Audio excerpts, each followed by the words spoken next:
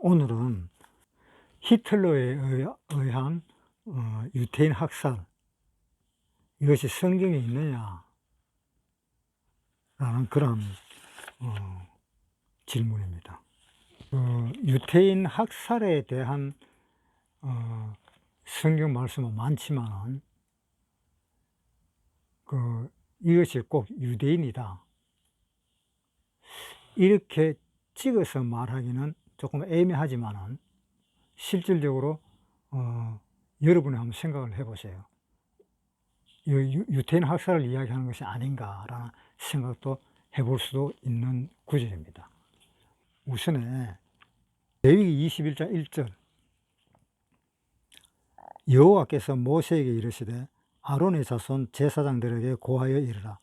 백성 중에 죽은 자로 인하여 스스로 더럽히지 말려니와 골육지친인 부모나 자녀나 형제나 출가하지 아니한 처녀인 친자매로 인하여는 몸을 더럽힐 수 있느니라. 여기 보면 제사장은 백성 중에 죽은 자로 인해서 스스로 더럽히지 마라. 죽은 사람으로 인해서 부정이라든가 그런 것을 하지 말라. 부정케 하는 그런 행동을 하지 마라. 그러니까 죽은 사람을 만지지도 마라 이 말입니다. 그런데 골육지친인 부모나 자녀나 형제나 출가하지 아니한 처녀인 친자매로 인하여는 몸을 더럽힐 수 있느니라.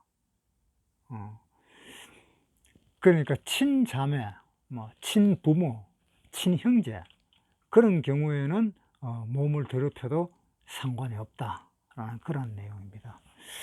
그 다음에 레위기 같은 21장인데 10절부터 한번 읽어보겠습니다. 자기 형제 중 관유로 부음을 받고 위임되어 예복을 입은 대제사장은 그 머리를 풀지 말며 그 옷을 찢지 말며 어떤 시체이든지 가까이 말지니 부모로 인하여도 더러우시게 말며 성소에서 나오지 말며 그 하나님의 성소를 더럽히지 말라. 이는 하나님의 위임한 관유가 그 위에 있음이니라. 여기는 이제 대제사장에 관한 규례가 나와 있습니다. 대제사장은 자기 친형제, 자기 부모일지라도 그에게 가서 자기 몸을 더럽히지 마라. 그러니까 대제사장은 무슨 일이든지 몸을 더럽히면 안 된다라는 이야기입니다. 그렇죠. 제사장하고 대제사장하고 차이점이 그거겠죠. 제사장은 자기 친척이나 자기 부모나 자기 형제 지간에 어떻게 죽었다 그러면은 거기 가도 상관이 없다 이 말입니다. 그런데 대제사장에는 아예 가지도 못하게 했습니다. 아예 가지도 못하고 아예 금지를 시켜버렸어요. 이 내용하고 히틀러가 유태인을 갖다가 학살했는 내용하고 어떤 내용인가 한번 생각을 해봅시다. 에스겔에 한번 보겠습니다. 에스겔 24장 15절. 여호와의 말씀이 또 내게 임하여 가라사대 인자야 내가 네 눈에 기뻐하는 것을 한번 쳐서 빼앗으리니 너는 슬퍼하거나 울거나 눈물을 흘리거나 하지 말며 죽은 자들을 위하여 슬퍼하지 말고 종용이 탄식하며 수건으로 머리를 동이고 발에 신을 신고 입술을 가리우지 말고 사람의 부의하는 식물을 먹지 말라 하시니라. 내가 아침에 백성에게 고하였더니 저녁에 내 아내가 죽기로 아침에 내가 받은 명령대로 행하며 백성이 내게 이르되 내가 행하는 이 일이 우리에게 무슨 상관이 되는지 너는 우리에게 고하지 아니하겠느냐 하므로. 자, 여기에 보면 하나님이 에스겔한테 이야기를 무슨 이야기를 했는가 하면은 네 눈에 기뻐하는 것을 내가 기뻐하는 그것을 쳐가지고 내가 뺏겠다. 결국 이 말은 무슨 말인가 하면은 에스겔의 그 부인을 뺏겠다 이런 뜻입니다. 부인을 치겠다는 뜻이에요. 자기 부인이 죽었는데 가만히 있을 사람이 누가 있겠어요? 그런데 하나님은 에스겔에다가 명령을 한 겁니다. 절대 울지 마라. 그러고 탄식하더라도 속으로만 탄식하지 겉으로 표를 내지 마라. 그렇게 했으니까 이거는 고문도 보통 고문 아니잖아요. 그래서 하나님은 에스겔에게 그렇게 부탁한 거와 이 유태인이 600만 명씩 학살당하는 거와 또 어떤 관계가 있느냐. 이 유태인이라면은 하나님의 백성입니다. 이 유태인이 하나님의 백성인데, 이 유태인이 어떻게 해서 죽었는가 하면은, 히틀러가 유태인을 갖다가 참 좋아하지 않았습니다. 왜 그런가 하면은, 그 예수님, 즉 하나님을 자기 백성들이 죽인 거예요. 그러니까 히틀러는 어떻게 생각을 했는가 하면은, 자기 아버지인 자기 하나님을 죽인 이 백성들이 사람이냐 이런 뜻입니다. 이는 인간도 아니다. 그래서 유태인만 골라가면서 학살을 했었습니다. 세상에 어떻게 사람을 죽이더라도 유태인만 골라가며 죽이는 사람이 세천지 어디 있어요? 그런데 유태인만 골라가며 죽였어요. 그러면 하나님의 마음 상태가 어떻겠느냐는 겁니다. 하나님의 마음 상태가.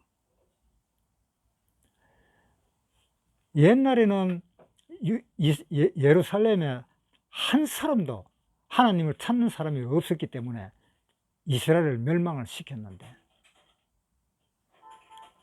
그랬을 때 하나님의 마음은 어땠을까?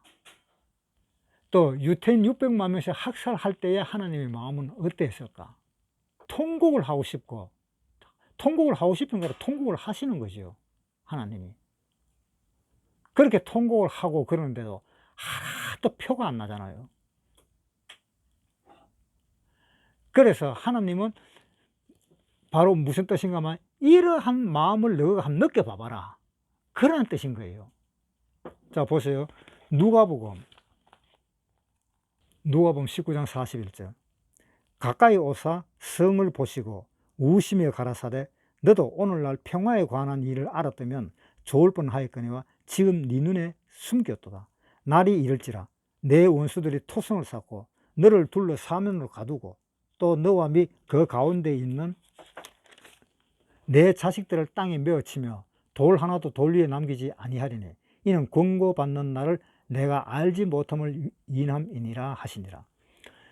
예수님이 길을 가다가 예루살렘 성을 보시고 우셨다 그랬습니다. 왜 예수님이 그 성을 보고 왜 우셨을까?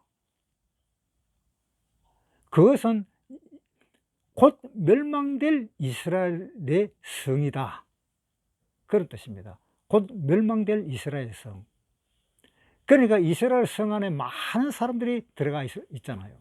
전쟁이 일어나면 성 밖에 있으면 죽으니까 성 안으로 다 몰려드는데, 그 성 안으로 몰려드는 그 모든 사람들이 한꺼번에 다 죽게 생겼다는 거죠. 그래서 예수님이 우시는 겁니다. 그러니까 그렇게 예수님이 우시는데 에스겔 보고는 뭐 하는가 하면, 네 마누라가 죽어도 울지 마라, 이런 이야기를 한 거예요. 그거는 고문이잖아, 고문. 그 말이 무슨 의미인가 하면, 히틀러의 눈에 보이는 유대인은 다 잡는 겁니다.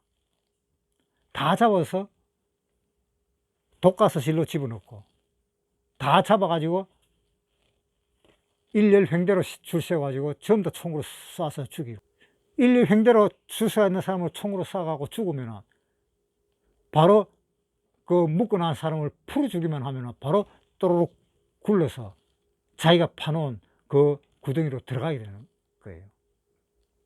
그래서 유대인들을 갖다가 그렇게 학살을 하고, 그 예수님이 눈물이 안 날까요? 자기 아들들인데, 자기 백성들인데. 그런데 에스겔을 보고 그걸 이야기를 하면서 절대 너는 눈물 흘리지 마라, 네 마누라가 죽어도 울지 말고 시체 옆에 가지도 마라, 그렇게 이야기하는 겁니다. 그러니까 이 이스라엘 사람들이 이 하나님의 심판을 그렇게 받는 거예요. 하나님도 심판을 하면서도 하나님은 속으로 눈물을 흘리는 겁니다. 에스겔을 보고 그랬었어요. 통곡하면서 울지 말고 차라리 울고 싶으면 네 마음에 그렇게 울어라. 그렇게 이야기를 했던 겁니다. 그러니까 이 성경 구절이 물론 예루살렘의 멸망에 관한 이야기를 했지만은 또 2차 대전 때 다가올 히틀러를 두고 한 이야기가 아닐까라는 그런 생각도 해봅니다. 왜 그러냐? 히틀러는 유대인만 잡았거든요. 유대인만. 다른 사람은 안 잡았어요. 전부 다 유대인 남자들 옷을 다 빗겨갖고 포경수술 했는 그 유대인들은 전부 다 무조건 유대인인지 아닌지 뭐 상관없이 뭐 포경수술 했다 하는 남자들은 다 집어 잡아 갚는 거예요. 왜 그렇게 되었을까? 마태복음 27장 23절 빌라도가 가로되 어찌미뇨 무슨 악한 일을 하였느냐 저희가 더욱 소리질러 가로되 십자가에 못 박혀야 하겠나이다 하는지라. 빌라도가 아무 효험도 없이 도리어 밀란이 나려는 것을 보고 물을 가져다가 무리 앞에서 손을 씻으며 가로되 이 사람의 피에 대하여 나는 무지하니 너희가 당하라. 백성이 다 대답하여 가로되 그 피를 우리와 우리 자손에게 돌릴지어다 하거늘 이에 바라바는 저희에게 놓아주고 예수는 채찍질하고 십자가에 못 박히게 넘겨주니라. 자, 뭐라 그랬어요? 백성이 다 대답하여 가로되 그 피를 우리와 우리 자손에게 돌릴지어다. 우리와 우리 자손에게 돌려달라 라고 이렇게 이야기를 했습니다. 그게 원하는 대로 됐어요.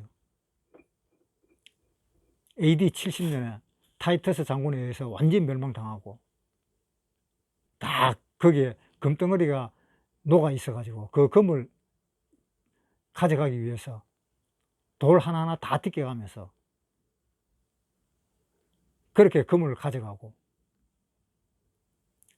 그렇게 해서 돌 하나가 겹쳐지지 않도록 그렇게 다 예루살렘 성을 멸망시킨 겁니다.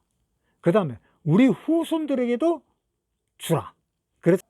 그러니까 그대로 그 자손들은 히틀러 때 600만 명, 600만 명이라고 하면은 이스라엘 인구가 거의 3분의 1, 3분의 1 내지 거의 뭐 2분의 1 가까울 정도로 그 정도로 다 학살돼 버린 겁니다.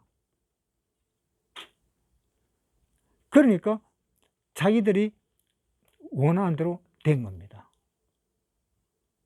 우리와 우리 자손들에게 돌리라 하는 이 구절로 인해 가지고 유태인 학살도 이스라엘 백성들에게 그 자손들에게 심판을 내렸다라고 볼 수 있겠는지 여러분들이 한번 생각을 해보세요. 왜 유태인만 그렇게 학살을 했는지. 그러면은 내 생각에는 아무래도 하나님의 심판과 관계가 있지 않느냐.